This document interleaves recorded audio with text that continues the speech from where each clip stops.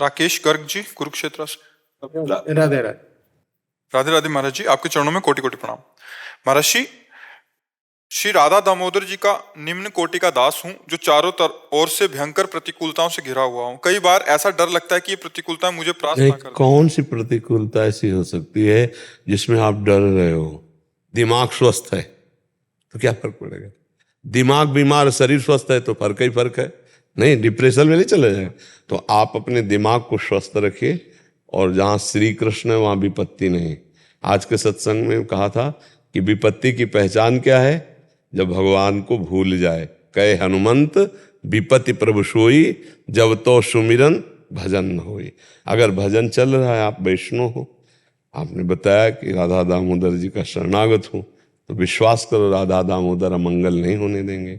ये विपत्तियां जो हैं वो हमारे किसी कर्मों का फल दे रहे हैं, हम उसको आनंद पूर्वक भोग रहे हैं। राधा राधा राधा, कृष्ण कृष्ण कृष्ण, जो नाम प्रिय नाम जप रहे। अगर नाम चल रहा तो कोई विपत्ति नहीं, और नाम छूट गया तो कोई संपत्ति नहीं। विपत्ति ही विपत्ति है। तो विपत्तियां घेरे जरूर आपको हैं, लेकिन विपत्तियों का प्रभाव आप पर नहीं होना चाहिए, क्योंकि आप भगवान के दास हैं।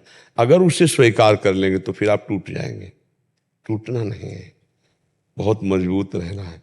जब ऐसा कष्ट होता, अब आप उससे क्या बताए, जब शरीर में कष्ट होता है ना, तो उस प्रभु की तरफ मन होता है कि आप ही कितना बढ़िया है। कष्ट में मन कहाँ होता है? प्रभु की तरफ। अच्छा, इस कष्ट में कौन हमारा है? आप बोलो, कौन हमारा है? भगवान के सिवा कौन है? कोई। भाई आप बैठ के पैर दबा सकते हो, हाथ दबा सकते हो, लेकिन पीड़ा को थोड़ी रोक सकते हो। वो भगवान का भरोसा, वो भगवान का। हर पीड़ा, हर कष्ट एक मीठा मीठा आनंद देती है, क्योंकि प्रभु का प्रसाद है ना। प्रभु ने ही तो पास किया है ये कष्ट, जाओ, तभी तो हमारे पास है। नहीं तो हम हरिदास हैं, भगवान के दास हैं। कोई विपत्ति हमारे पास आ कैसे सकती है? इसका मतलब मेरे प्रभु ने भेजा है, और प्रभु ने भेजा है तो स्वागत है। जब मीरा जी को कहा कि गिरधर का चरणामृत है तो पी गए, जबकि दासी ने बताया कि जहर है चरणामृत, ने उनका नहीं। जब कहा गिरधर का चरणामृत तो पी गए। तो ऐसे ही हमको हर जहर पीना है। अपमान, निंदा, कर्मों के प्रारब्धानुसार शरीर भोग, हम इनको कष्टों को भोगते हुए, नाम जपते हुए अपने स्वामी के समीप पहुंच रहे हैं। बिल्कुल चिंता मत करो, हमारी प्रार्थना को समझना आप। हाँ बिल्कुल, कोई विपत्ति आपका बाल बांका नहीं कर सकती। आप हरिदास हैं, प्रियालाल के दास हैं आप। हाँ, परिस्थितियां होती हैं, उस परिस्थिति में भी झांक के देखो, एक रास्ता है जो आनंद का है, वो भगवान का सुन। उस समय बस लग जाओ, कृष्ण कृष्ण कृष्ण कृष्ण, हे करुणामय, हे प्रभु, हे नाथ, मैं आपका हूँ। आप देख लो प्रभु, हम ये नहीं कह रहे कि हमारे कष्ट मिटा दो, लेकिन मुझे ऐसी सामर्थ्य दो कि इस कष्ट में भी मैं आपको याद कर सकूं, आपका सुमिरन कर सकूं। यही आनंद का विषय है कि हर कष्ट में तुम्हारा हम सुमिरन करें, कि हे प्रभु, आपके द्वारा दिया हुआ हर गम, हर कष्ट, और किसी से नहीं कहेंगे। क्यों? क्योंकि आप हमारे हो, और आप सर्वज्ञ हो, सर्वत्र हो। तो मेरे स्वामी, आपने ही पास करके तो दुख भेजा है, तो मुझे उस सुख की क्या जरूरत? जो आपने दुख भेजा वो हमारे लिए करोड़ों सुख से बढ़कर है। मैं आह भी नहीं करूंगा और उस दुख को सहूंगा, और राधा राधा राधा, कृष्ण कृष्ण कृष्ण ऐसा गाऊंगा। हमें क्या परेशान? देखो, प्यार किया जब प्रभु से, तो फिर अब तन की और धन की और लोक की परवाह नहीं। एक बार तो मरना ही है, अब प्यारे के लिए मरूंगा। जब हमें वैसे ही कर्म भोगने थे, तो अब आपके होके भोग रहे हैं, हमें क्या परेशानी है?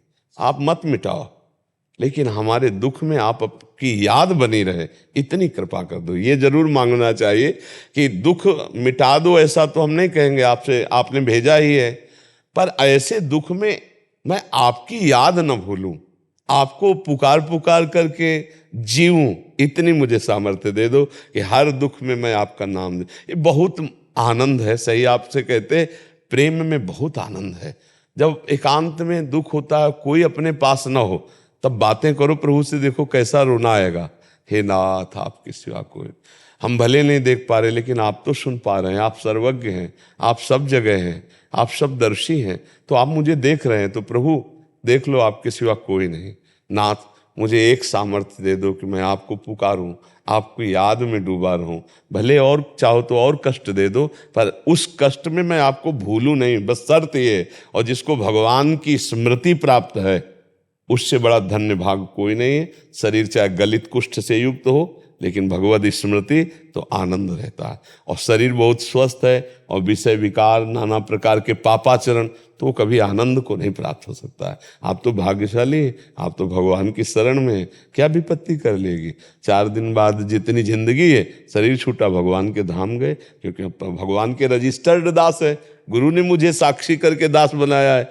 जैसे आचार्य नहीं पाणी ग्रहण कराते, तो गुरु ने पाणी ग्रहण कराया है। हमारा और हमारे प्रभु का संबंध कि ये पकड़ो, ये तुम्हारा सेवक है, और देखो ये तुम्हारे स्वामी है। तो अब हमको तो पहुंचना है अपने स्वामी के पास, ऐसा सोचा करो। ये 4 दिन की यहाँ की विपत्ति, जैसे हम विदेश से अपने देश लौटना हो, वहाँ बड़ी समस्या हो, तो हम काट लेते हैं कि यार बस वो तारीख आ रही जाने वाली, बस तब लग सह लेते हैं, हमको यहाँ रहना तो है नहीं, रहना नहीं, क्योंकि देश वीराना है। तो ऐसे ही ये वीराना देश है, यहाँ तो रहना नहीं, हमें तो भगवान के पास जाना है। चलो भैया तुम्हारा मन आता है, तुम गाली दे दो, तुम्हारा मन आ रहा है विपत्ति दे दो, जैसा है हम समय काट लेते हैं। इसके बाद आना तो आपके पास ही है गोविंद, आप किसी और कोई है ही नहीं हमारा। अब ये आनंद का जो अंदर भक्तों के रहता है ना, वो ये आनंद का विषय रहता है। इसलिए उसी को आप धारण करो, बलवान बनो, निराश उदास। कभी कोई पूछे कैसे हो, बहुत अच्छे हैं, नहीं सुना हम करे नहीं, हमें हमारे ऊपर श्री कृष्ण की बहुत कृपा है। जो आए हुए प्रारब्ध के सुख दुख को भोग लेता है और हर समय भगवान की कृपा मनाता रहता है, उसको भगवान की ऐसे प्राप्ति होती है जैसे अपने बाप की प्रॉपर्टी सरकार के विधान से बेटे को प्राप्त हो जाती है। ये भागवत में लिखा हुआ है।